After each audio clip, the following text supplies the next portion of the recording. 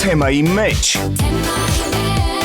բացում ենք թեման բոլոր կողմերից։ Եկեք միֆերից սկսենք էլի։ Մեծ կիլոգրամներին մեկ ամսում 10-20 հնարավոր է։ Հնայած թե մասնագետը ինչ որակավորում ունի, մարդասրահ ինչ տարիների փորձ է անցել եւ ինչ արդյունքներ է տվել։ Այդքան արագ նիհարել եք, ինչ որ քաշ եք ունեցել, որից ձերբազատվել եք։ Հաճախակի նիհարում եմ առողջ եղանակով մարդկանց ցույց տալու, որ մեկ ամսում 20 կիլոգրամը կամ 10 կիլոգրամը, եթե դա լինում է ճիշտ եղանակով, պրոֆեսիոնալ եղանակով, իհարկե դա վնասակար չէ։ Ինչն է պատճառը, եթե մարդը այլևս չի կարողանում մարզվել, միանգամից չաղանում է։ Կան մարդիկ, ովքեր ունեն նյութափոխանակության խնդիր, իրենք շատ արագ քաշ են հավաքում, նաև գենետիկ ֆոնդի հիման վրա։ Ինչ վերաբերում է ստամոքսի վիրահատություններին, որոնք այս պահին պոպուլյար են դարձել, որովհետև մեր ազգը մի քիչ ալարկոտ ազգ է, արագ արդյունք է տալիս։ Ուտել խմել, բայց շատ վատ հետևանքներ է ունենում։ Ես ունեմ քաշի խնդիր, ես համակերպված եմ այդ քաշի խնդրի հետ։ Այսինքն սա իմ նորման է։ Եթե կա օրգանիզմում ավելորդ քաշ, ճարպային շերտ, ուրեմն օրգանիզմում կար 100%-անոց խնդիրներ։ Բարձրանանք վերը, մի հատ բան ենք փորձարկում, մեր նոր մարդասրահ պետք է լինի։ Կանգնեցրեցի բոլորին 40 հոգի, ասես դե թռվռացեք։ Իջանք ներքև արհեստավորների հետ նայում ենք, տեսնենք շերին կողոչի փլվի։ Թեմայի մեջ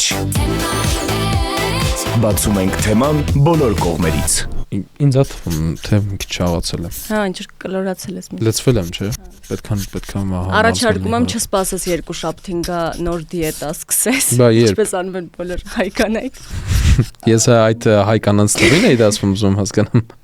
Շատ լավ ես մտածել։ Լավ, առաջարկում եմ ուղղակի մեր զրույցի ժամանակ քաղես են օգտակար բաները, որոնք կառաջարկի մեր այսօրվա հյուրը, որովհետև մենք այսօր թեմայի մեջ ենք ու զրուցելու ենք բոլոր այն կարևոր կետերից, որտեղից պետք է սկսել ճիշտ նիհարել, ճիշտ մկան հավաքել կամ ուղղակի առողջ սնվել եւ առողջ ապրել, որպեսզի ձեզ լավ զգաք ձեր մարմնում։ Առողջ մարմնում, առողջ հոգի։ Ես ուզում եմ սիրով ներկայացնել մեր հյուրին, Վլադ Ֆիթնեսի հիմնադիր Վլադ Խարատյանին։ Ողջույն։ Ողջույն։ Ոնց եք։ Լավ, դուք ինչպես եք։ Ես եմ լավ, ես առաջարկում եմ միանգամից զրույցի սկզբում անցնենք դուի ավելի թեթև եւ ավելի հեշտ զրույց ունենալու համար։ Դուք ով եք խոսում, որովհետեւ ինձ էլ էր հարցնում ուղղակի։ Հա, ես բոլորից անունից։ Ոնց են տեղի ունենում այդ նիհարման process-ները ձեզ մոտ։ Շատ հետաքրքիր են տեղի ունենում, շատ արագ են նիհարում մարդիկ մեզ մոտ, ու շատերի մոտ էլ հարց առաջանում, դա ճիշտ է թե սխալ, արագ նիհարելը։ Դե դա մասնագիտական ինձ թվում է կխոսենք այսօր այդ թեմայից, նաև կփորձենք օգտակար լինել հանրությանը։ Հրաշալի, ուրեմն սկսենք ամենասկզբից։ Եկեք միֆերից սկսենք, էլի, այնքան եմ սիրում այս թեման, որտեվ այնքան շատ են միֆերը ինձ թվում է, նույն այդ արագ նիհարելու հետ կապված, որովհետև մոգական դիետաները շուկայում այդքան աղմուկ բարձրացրած մարքեթինգային խոստումները, որոնք մեկ օրում 100 կիլոգրամ քաշ կգցեք։ Մեկ օրում 100 կիլոգրամ։ Հա, լուրջ ասում, մեկ օրում, չգիտեմ, 10 կիլոգրամ քաշ կգցեք եւ այլն։ Ակնհայտ է, որ մեկ կամ չգիտեմ 5 օրում այդքան քաշ գցելը վտանգավոր պիտի լինի առողջության։ Հնարավոր է, թե վտանգավոր է, թե չէ, հիմա կխոսենք։ Դե խնդրեմ ներկայացրեք։ Հիմա խոսում ենք նիհարելուց։ Նիհարելը իրականում հեշտ process է, բայց հոգեբանական process է, այսինքն մարդ պետք է հոգեբանորեն պատրաստ լինի նիհարելու process-ին։ Եթե պատրաստ է, սկսում ենք աշխատել։ Ինչ վերաբերում է քաշի արագ իջեցնելուն, կան բժշկական սպորտային ստանդարտներ, որոնք եթե պահում ես եւ նիհարելը չի վնասում օրգանիզմը, ապա ցանկալի է։ Ինչ վերաբերում է մարքեթինգային խոսքերին, նիհարելու հետ կապված, այո, շուկան լի է մարքեթինգով, շատ ընկերություններ կան, որ փորձում են հաճախորդներ գրավել զուտ խոստումների հիման վրա։ Դրա համար ամենալավ խորհուրդս այն հաճախորդներին, որ չեն ցանկանում լինել մարքեթինգի զո, եթե խոստում կա, պետք է պահանջել նաև արդյունք։ Այսինքն եթե արդյունքը տրամադրվում է մասնագետների կամ մարդասրահների կողմից, իհարկե արդյունքը թող լինի։ Ինչ վերաբերում է մեծ կիլոգրամներին, մեկ ամսում 10-20 հնարավոր է։ Հնայած թե մասնագետը ինչ որակավորում ունի, մարդասրահ ինչ տարիների փորձ է անցել եւ ինչ արդյունքներ է տվել։ Եթե նորաբաց մարզասրահ կամ նոր ի հայտ եկած մասնագետ եւ խոսում է 10-20 կիլոգրամից, իհարկե դիմել պետք չի, խորհուրդ չեմ տալիս, որովհետեւ նույնն էլ ատամնաբուժները, ես միշտ ասում եմ, որ ցանկացած ատամնաբուժ է դառնում, երբ որ գործիքը ջարդում է հաճախորդի ատամի մեջ։ Այդ օրվանից սկսված ինքը դառնում է ատամնաբուժ։ Իսկ թվում է բժշկության ոլորտում բոլոր նեղ մասնագիտությունները։ Իսկ եղել է քո փորձում, որ գործիքը ջարդվի չի հասել հաճախորդին, գործիքը ջարդվել է իմ վրա, այսինքն իմ կարիերան սկսվել է այնտեղից, որ ես ինքս եմ նիհարել մեկ ամսում 20 կիլոգրամ, հաճախակի նիհարում եմ, առողջ եղանակով մարդկանց ցույց տալու, որ մեկ ամսում 20 կիլոգրամը կամ 10 կիլոգրամը, եթե դա լինում է ճիշտ եղանակով, պրոֆեսիոնալ եղանակով, իհարկե դա վնասակար չէ, ինչպես տեսնում եք, ես ձեր դիմաց նստած եմ, ոչ մի առողջական խնդիր չունեմ, ընդհակառակը ամեն ինչ լավ է իմ կյանքում։ Բայց դուք այդքան արագ նիհարել եք, ինչ որ քաշ եք ունեցել, որից ձերբազատվել եք։ Հիմնականում մեր ոլորտում ֆիթնես մարզիչները, սպորտսմենները մասնակցում են առաջնությունների եւ դրա համար պետք է արագ քաշ կորցնել, ունենալ գեղեցիկ կազմված, որտեղ յուղային շերտը շատ քիչ պետք է լինի եւ բեմում ցուցադրել քո մկանախմբերը եւ թե դու ինչպիսի արդյունք ես գրանցել։ Եվ դրա համար մենք պատրաստ ենք լինում մեկ ամսում մինչեւ 20 կիլոգրամ քաշ կորցնել, այնուհետեւ մի մասը հետագայում հետ ենք վերականգնում, բայց այս process-ում մասնագետը դառնում է պրոֆեսիոնալ իր ոլորտում եւ կարողանում է ճիշտ ուղղության վրա դնել նաև իր հաճախորդին եւ հոգեբանական տեսանկյունից, որտեւ ինչ գրականություն կարդաս, թե ինչպես կարող ես մարդկանց նիհարեցնել եւ աշխատես հաճախորդների հետ չիմանալով այդ հոգեբանությունը, չիմանալով թե ինչ է նշանակում երեկոյան ուզում ես հաց ուտես, բայց չես կարող ուտես։ Այսինքն այդ ամբողջ հոգեբանությունը հասկանալու համար դու ինքդ պետք է անես, հաճախակի պետք է անես, որ կարողանաս նաև օգտակար լինես հոգեբանական տեսանկյունից։ Համաձայն եմ։ Մի այսպիսի բան ասեմ, կա մարդ, ով նիհարել է։ Լավ, ավելի օրինակը բաց բերեմ։ Իմ դասընկերներից մեկը նիհարեց մոտավորապես 30 կիլոգրամ, թողեց մարզումները, այնուհետև քաշ հավաքեց մոտավորապես 110 կիլոգրամ։ Մարզումները թողեց ոչ իր կամքով, ասացին, որ բավական է, այլևս կարող ես չմարզվել, դու նիհարել ես 30 կիլոգրամ, շատ լավ է, մենք էլ շատ ուրախացել էինք, որ ինքը այդ քաշն էր ձեռք բերել։ Բա ի՞նչն է պատճառը, եթե մարդը այլևս չի կարողանում մարզվել, բայց արդեն հասել է ինչ-որ արդյունքի, ուզում է թողնել մարզումները, միանգամից չաղանում է ու ավելի շատ կրկնակի։ Ասեմ, սպորտը պետք է առաջին հերթին մեզ սովորեցնի աշխատասիրություն։ Այսինքն եթե մենք մտնում ենք զուտ սպորտի մեջ արդյունքի հասնելու համար, նորից հետագայում հետ են գալիս մեր հին ապրելակերպին, դանդաղացնում ենք մեր նյութափոխանակությունը, քաշը բարձրանալու է։ Որտեվ քաշի բարձրացումը տեղի ունենում սխալ ապրելակերպի հիման վրա։ Այսինքն երեկոյան ճիշտ ժամին չենք քնում, հեղուկ չենք օգտագործում ենք գյուղոտ սննդամթերք, բարձր կիլոկալորիաներով հարուստ սննդամթերք, պաղպաղակ ենք երեկոյան ուտում կամ խոզի միս եւ քնում ենք, օրինակ եմ ասում, կամ մակարոն։ Հիմա եթե նիհարեցինք, նիհարելուց հետո անցանք 5 կյանքին, նորից կալորիաներ հավաքեցինք, նորից չզբաղեցինք սպորտով։ Ինչ ենք կարծում, կբարձրանա թե չէ, դա նորմալ է թե ոչ։ Կբարձրանա, բայց ի վերջո մենք բոլորս մարդիկ ենք եւ հիմա ուղղակի ես իմ վրա եմ վերցնում, ես ուզում եմ նիհարեմ, ես ուզում եմ ունենամ առողջ մարմին, բայց եթե ես ուզենամ երեկոյան ուտեմ պաղպաղակ, եթե չուտեմ, կմեռնեմ։ Ահա։ Հիմա ոնց հաղթահարել այդ հոգեբանական մասը ստեղից այս նիհարելուց ու մարմին, սիրուն մարմին ունենալուց ձախ ու աճ։ Կան նյութափոխանակության փուլեր։ Իմ եւ ձեզ մոտ նյութափոխանակությունը արագ է։ Մենք երեկոյան ինչ ուզում ենք ուտենք, սխալ ապրելակերպով ապրենք, մենք քաշ չենք բարձրացնելու։ Կան մարդիկ, ովքեր ունեն նյութափոխանակության խնդիր, իրենք շատ արագ քաշ են հավաքում, նաեւ գենետիկ ֆոնդի հիման վրա։ Հետևաբար այդ մարդիկ ունեն երկու տարբերակ։ Առաջինը՝ ուտել այն ինչ ուզում ես, ապրես նենց ոնց որ ուզում ես, բայց ծախսես այդ կալորիաները ինչ որտեղ, դուրս կգաս կքայլես, կմարզվես մարզասրահում, կգնաս ֆուտբոլ կխաղաս, չգիտեմ, լողով կզբաղվես։ Այսինքն էներգիայի ծախս պետք է լինի,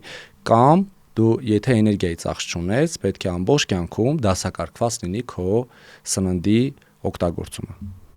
Լավ, եկեք, բայց բաղկացուցիչ ու համադրվող կոմպոնենտներից խոսենք, հա, սննդաբանները պնդում են, որ միայն սննդական կարգավորումներով հնարավոր է նիհարել, մարզիչները պնդում են, որ ֆիզիկական ակտիվությունը, նաև ուժային մարզումները, ընդհանրապես մարզվելը շատ կարևոր է։ Եկեք մի հատ հասկանանք, օբյեկտիվորեն այս երկուսը պետք է համատեղել, չէ՞, ես ենթադրում եմ, եթե չէ, բժիշկներն էլ պնդում են, որ ստամոքսի վիրահատությունն է լավ։ Մենք դրան կանդրադառնանք, իրականում հետաքրքիր բան եք ասում, այո, խոսքը սիրելի դիտողներ վիրահատության մասին է։ Դրան կանդրադառնանք, սա էլ եւս մի մեթոդ է, որը հիմա ավելի է տարածվել, քան առաջ։ Դրա վատ կողմերի եւ լավ կողմերի մասին էլ կխոսենք։ Մի փոքր սննդաբաններից ու սննդակարգերից խոսենք։ Սնունդը եւ մարզումները համատեղելը եւ դրանց արդյունավետությունը։ Եթե սպորտով չենք զբաղվում, միայն կալորիաներն ենք հաշվում, դասակարգում, իհարկե կնիհարենք։ Բայց շատ հետաքրքիր հարց է թե քանի կիլոգրամ։ Եթե մենք ունենք 30 կիլոգրամ ավելորդ քաշ, դասակարգելով սննդակարգ ամեն ամիս պետք է նիհարենք 3 կիլոգրամ։ Մենք պատրաստ ենք 1 տարի լինել դիետայի մեջ 30 կիլոգրամ նիհարելու համար, հոգեբանորեն։ Եթե պատրաստ չենք, շատ լավ տարբերակ է համատեղել սննդակարգը սպորտի հետ, որը արդյունքը կբերի 2-ից 3 անգամ ավելի արագ արդյունք։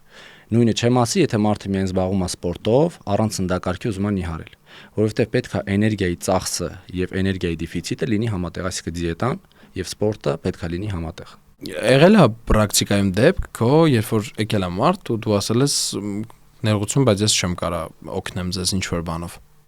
Այդպիսի դեպք չի եղել, որովհետև միշտ առաջին հերթին ես աշխատում եմ մարդու հոգեբանության հետ, փորձում եմ հասկանամ ինչ է ուզում, ինչի է ուզում, եթե ուզում է նիհարել, ինչի։ Որովհետև ինքը անցնելու է դժվար փուլով, ինձ համար շատ հեշտ փուլով, բայց իր համար շատ դժվար փուլով, ես պետք է հասկանամ, թե ինչի համար ինքը ուզում գնալ այդ դժվարությունների միջով։ Այսինքն երբ որ հաճախորդի հոգեբանական խնդիրը դու լուծում ես, հեշտ է լինում արդյունք տրամադրելը։ Իսկ եղել է դեպք, որ մարզվել են, հետո նորից քաշ են հավաքել ու օրինակ դիմել են նույն բարիատրիկ հիվանդությանը։ Վիրահատությանը, էլի հիվանդություն եմ ասում։ Իհարկե քաշի խնդիրը դա հիվանդություն է։ Դա պետք չի թաքցնել, դա այո հիվանդություն է եւ պետք է այդ հիվանդությունը, ինչպես մյուս հիվանդությունները, լուծել այդ խնդիրը։ Բայց այս դեպքում ոչ միայն բժիշկների օգնությամբ, նաեւ մարզիչների եւ սննդաբանների օգնությամբ։ Ինչ վերաբերում է ստամոքսի վիրահատություններին, որոնք այս պահին պոպուլյար են դարձել, որովհետեւ մեր ազգը մի քիչ ալարկոտ ազգ է, արագ արդյունք է տալիս։ Ուտել խմել, բայց շատ վատ հետևանքներ է ունենում։ Իմ ծնողները բժիշկներ են, նաև ստամոքսի վիրահատություն է անում հայրս, այնպես որ ձեր ընտանիքում բախում են, մայրս սննդաբան է, հայրս ստամոքս կարողանում է վիրահատել, վիրաբուժա, ես մարզիչ։ Մենք 3 կողմից կարող ենք մասնագիտական վեճեր ընտանիքում։ Մասնագիտական վեճի մենք միավորված ենք աշխատում մեր մարզասրահում եւ մեր խնդիրը մարդկանց հենց ինքն ու մաման հարցը չեն կարողանում լուծեն, պապարի կտրի։ Այս տարբերակը լինում է։ Լինում է։ Իհարկե լինում է, երբ որ մարդը հոգեբանորեն պատրաստ չի, ինքը 5 տարի գալիս գնում դեր ասած տարբերակով եւ իր վերջի տարբերակը վերջի հանգուցալուծումը իհարկե ստամոքսի վիրահատությունն է։ Ամեն դեպքում սա եւս տարբերակ է, բայց հիմա շատ է այդ body positive-ի մասին, միֆ չասեմ, body positive-ի մասին, հա, որ դուք ասացիք, որ գիրությունը սա հիվանդություն է, որից պետք է ձերբազատվել, լիքը մարդիկ էլ ասում են, բայց Չէ, բայց body positive-ը հենց նրա մասին է, որ ոչ թե գիրությունը լավ է ու չպետք է ազատվել ավելորդ քաշից, այլ որ մի հատ սկսենք ստեղից, որ ոնց որ ես ինձ սենց ընդունում եմ։ Այդ եմ ասում։ Շատ լավ է, բայց ես ունեմ այս խնդիրը, որը պետք է լուծել, եթե աչքս ցավում է, գնում եմ ակնաբուժի մոտ։ Չէ, կոնկրետ body positive-ի մասին հետեւյալն է իմ բոլոր լսած տարբերակները, որ ես ունեմ քաշի խնդիր, ես համակերպված եմ այդ քաշի խնդրի հետ, այսինքն սա իմ նորման է։ Սա իմ նորման է։ Եկեք հիմա բացենք փակագծերը սենց սիրուն ու հասկանանք, որ այո, մենք կարող ենք մեզ ընդունել քաշով բարձր, ինչ որ մեկը թմբլիկ է սիրում, ինչ որ մեկը նիհար է սիրում։ Դա չի քննարկվում, դա քննարկման ենթակա չի, բայց եթե կա օրգանիզմում ավելորդ քաշ, ճարպային շերտ, ուրեմն օրգանիզմում կան 100%-անոց խնդիրներ։ Հիմա եկեք բացահայտենք խնդիրները, որ հասկանանք մենք պատրաստ ենք այդ խնդիրներով ապրենք, պատրաստ են մարդիկ մեզ ընդունել այդ խնդիրներով, թե ոչ։ Մնացածը Եվ ի վերջո միայն ընդունելու հարցը չի, փաստացի առողջական խնդրի առաջ է կանգնեցնում։ Ոնց որ չլսես ու չուզենաս որ գնաց վիրահատվես որ լսես, օրինակ։ Ցանկացած առողջական խնդրի դեպքում ոնց գիրությունն է։ Մի փոքր էլ դետոքսային միֆերին անդրադառնանք։ Դետոքսը արդյոք միֆ չի։ Ոչ։ Ոչ։ Այս մարդը այդքան բաներ է սարքում, որ մարդիկ հետ են։ Չէ, ոչ միայն որ մենք հետ ունենք դետոքսի ընկերություն, դրա համար չէ, ինչի է բացվել, որտեղ մարդկանց պահանջարկ է եղել։ Որտեղ ավտոմատ սննդակարգերում մենք նշանակում ենք դետոքսել, մինչև մեր դետոքսը, մեր դիետանը երբ որ բացենք, կտեսնենք, որ կիրակի օրեր մեզ մոտ միշտ բեռնաթափումների եւ դետոքսի օրեր։ Բայց մարդիկ կան, որ դժվարանում էին պատրաստեն, ալարում էին, որոշեցին, լավ, մենք պատրաստ ենք։ Նույնիսկ սննդի ընկերությունը։ Լավ, եկեք մենք պատրաստ ենք ձեզ համար, որ գոնե նիհարեք դուք։ Վճարեք դուք ոչ մի բանի հետ գործ չունեք։ Ասեմ, նիհարելու process-ում պետք է օրգանիզմի տրամադրվի փոփոխություն, միայն կալորիա հաշվելը դա միֆ է։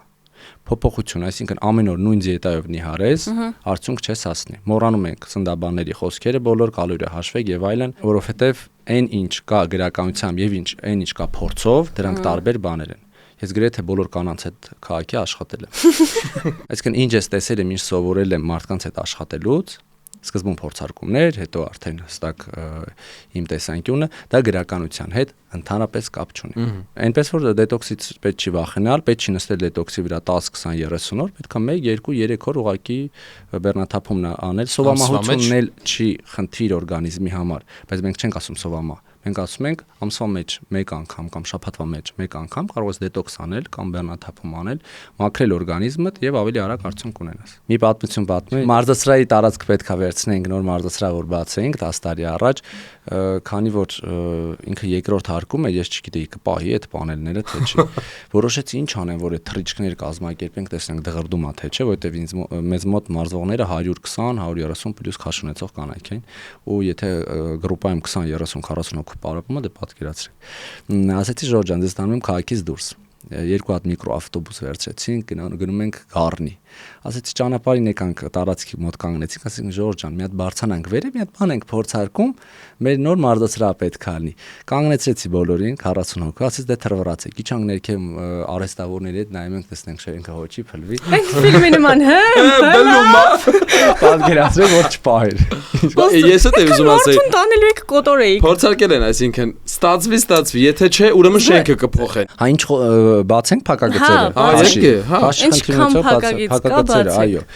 Բացենք, որ կարողանանք մարդկանց օգտակար լինել, որովհետեւ մարդիկ sense փակվում են, ասում են դե ես sense ինձ լավ եմ զգում, ինձ sense սիրում են ու վերջ։ Ասեմ, որ քաշի խնդիրը, ովքեր ունեն քաշի խնդիր, իրանք վաղ թե ուշ ունենալու են վահանաձև գեղձի խնդիր։ Եթե չունեն, ունենալու են։ Դա կանանց մոտ ամենակարևոր հորմոնալ տենց տեղն է։ Այսինքն վահանաձև գեղձի խնդիր կամ առանց կանանցի հորմոնների կինը կնոջ հատկությունից զրկվում է։ Այսինքն առաջանում է չբերություններ։ Հետևաբար քաշի խնդիր ունեցողների 99% ունեն չբերություններ։ Իսկ եթե մենք համակերպվում ենք չբերությամբ ապրելով, ես բան չունեմ ասելու։ Մյուսը տղամարդկանց մոտ իմպոտենցիա։ Քաշի խնդիրը բերում է նրան, որ խառնում է հորմոնալ շեմը, տեստոստերոնի մակարդակը իջնում է, դա տղամարդկային հորմոն է։ Տղամարդկը առանց տեստոստերոնի դա կին է։ Հետևաբար այդ խնդրի լուծման տարբերակը մարզասրահն է։ Այսինքն նիհարել, տեստոստերոնը բարձրացնել ուժային վարժությունների միջոցով եւ հաղթահարել իմպոտենցիան։ Բժշկագիտության դեղերի միջոցով դա շատ բարդ է լինելու, երկարատև է լինելու։ Մարզումներ, կքանից վարժություն, ուժային վարժություններ, քաշի իջավ, տեստոստերոնի մակարդակը բարձրացավ։ Այսինքն հորմոնալ խնդիրներ են առաջանալու քաշի խնդիր ունեցողների բոլորի մոտ, վահանաձև գեղձի խնդիրներ, ճարպակալում, լյարդի ճարպակալում, աղեստամոքսային խնդիրներ, սրտանոթային խնդիրներ։ Քաշի խնդիր ունեցողների 90%-ը պետքա ստենդավորվի։ Դա հստակ է։ Այսօր կլինի, վաղը թե վաղը չէ, մյուս օրը պետքա պատրաստ լինի մարդ, որ ինչ գին է, ինչ արժեք է, $10,000 է, 15, չգիտեմ հիմա։ Ստենդավորում։ Հա, չավելի էժան է։ Քո ընտանիքից պետքա այդքան կտրես, հանուն քեզ։ Դե ընդունիր քեզ քաշի խնդրով։ Դե բայց բացի գումարը սրտի հետ շատ լուրջ սրտի խնդիրներ։ Նույնն էլ քո ինքնագնահատականի խնդիրը։ Միայն այն, որ մարդը վախենում է, կանայք էլ տղամարդիկ էլ մտնեն հագուստի խանութ եւ հարցնեն սրա չափը ունեք թե չէ, որ ասեն չէ Մորքուր ջան, XXL չունենք էսա։ Դա արդեն խնդիր է, հոգեբանական խնդիր է։ Միայն այն, որ հարցանիքների ժամանակ մարդը չի ուրախանում, չի ուզում բարի կամ նկարվելուց կողքի է կանգնում, վերջում միայն գլուխն է նկարում, դա արդեն հոգեբանական խնդիր է։ Այս 10 հատ խնդիր մենք բացահայտեցինք միայն քաշի խնդրից։ Մեկ քաշի խնդրի լուծման դեպքում այս բոլոր 10 խնդիրները կարգավորվում են։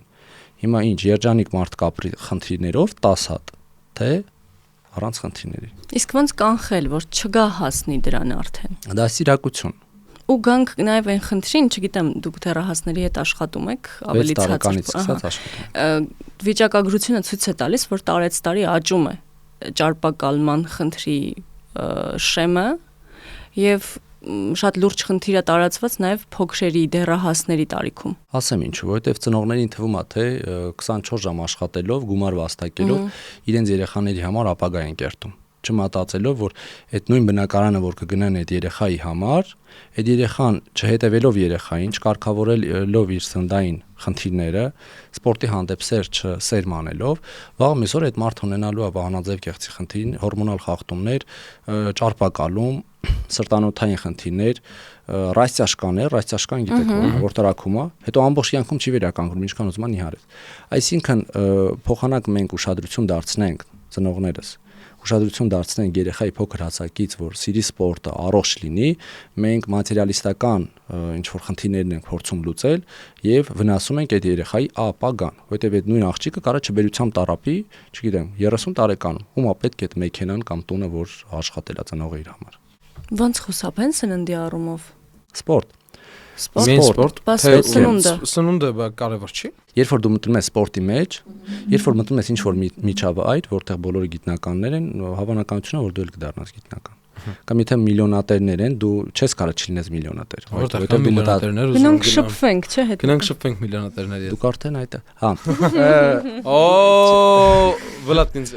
Ֆիթնեսն կատակյանում իհարկե։ Չէ, սենց կատակներ չեն անում։ Սենց շատ բաց Չէ, կատակյանում, բայց եթե սպորտի մեջ են մտնում երեխաները փոքր հասակից, իրանք սովորում են ինչ պարտվել, ամանչել, մյուս անգամ հաղթել։ Այսինքն կյանքը իրանց համար դառնում է մրցակցություն։ Եվ նմանատիպ ոլորտում ովքեր զբաղվում են սպորտով փոքր հասակից, իրանք կյանքում ավելի շատ հաջողություններ են հասնում։ Փաստորեն ինչա պետք է առաջինը զգացել ես, որ բոլոր խնդիրները միշտ գալիս են փոքր տարիքից։ Այսինքն փոքր տարիքում ճիշտ դաստիարակությունը կապված թե սպորտի հետ, թե մնացած բոլոր այլ հանգամանքներից ելնելով միշտ բերում են խնդրի հասուն տարիքում։ Փաստորեն պետք է ուղղակի սկզբում կանխել։ Ծնողը միշտ պետքա օրինակ լինի։ Չի կարելի երեխային ասել դու այս մի բանը մի կեր, որովհետև դա վնասակար է, բայց շարունակաբար իր աչքի առաջ ուտել այդ ինչ բանը կամ ծխել կամ անել։ Ես իրականում որոնք չի կարելի։ Կամ ունենալ քաշի խնդիր, ասել երեխան չի կարելի, դու որ նիհար ես պիտի։ Ծխել, բայց չի կարելի ծխել։ Դու մի ծխել։ Հա։ Չի կարելի հասկանալ։ Մի քիչ էլ միֆերից խոսենք, էլի մի քանի միֆ կոտրեք մեր եթերում։ Ջարդու փշուրենք անում, ասեք։ Դուք ձեզ քաշերի հետ ասեք, քաշերը, որոնք որ գրված են, շատ ենք տեսնում, ոչ միայն հավելումների մասին նաև միֆերը, որքանով են դրանք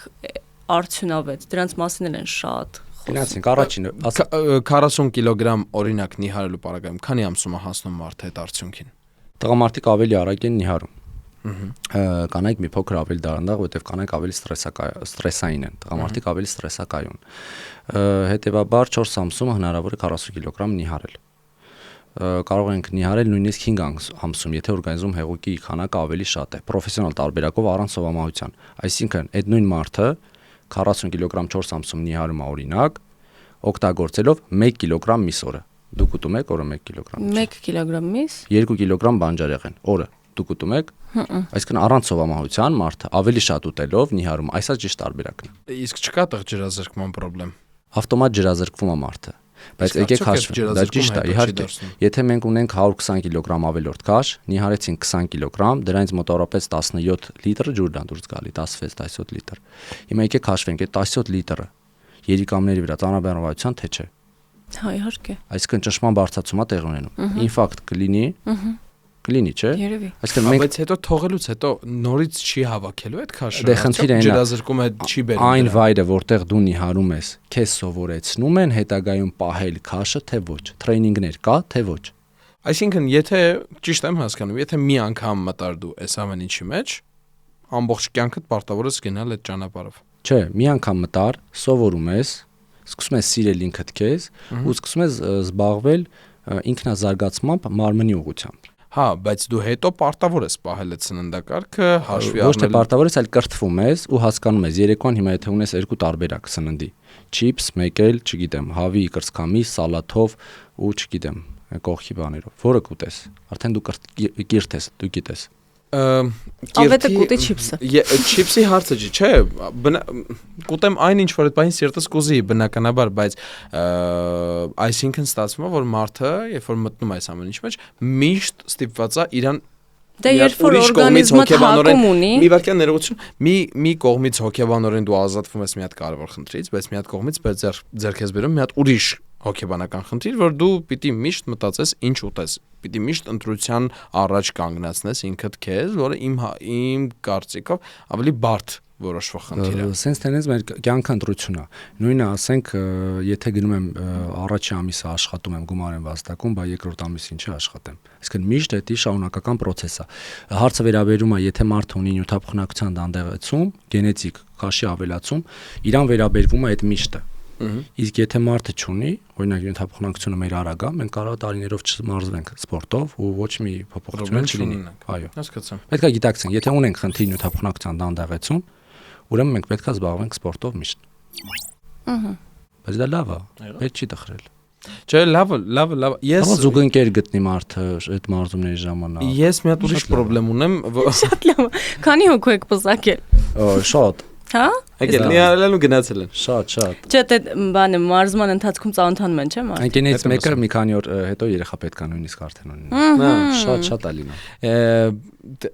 Ամեն դեպքում ես իմ խնդրեմը գիտեմ, ես ուղղակի չեմ կարողանում գնալ մարզասրահ, մաքսիմում մի ամիս։ Դու ուզում ես նիհարել։ Ամուսնացած ենք։ Չէ։ Բա եկեք կամուսնացնենք դες։